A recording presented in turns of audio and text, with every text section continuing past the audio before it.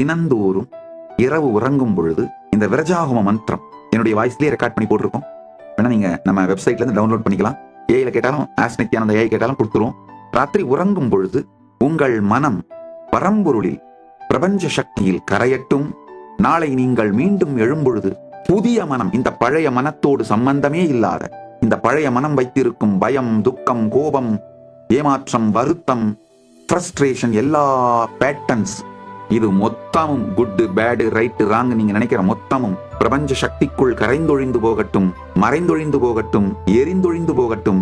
நாளை காலை மலரும் பொழுது நான் புது உணர்வோடு புதிய சுத்த புத்தியோடு பிறப்பேனாக, சுத்த புத்தியோடு மலர்வேனாக அப்படின்னு உங்களை சமர்ப்பித்து விட்டு உறங்குங்கள்.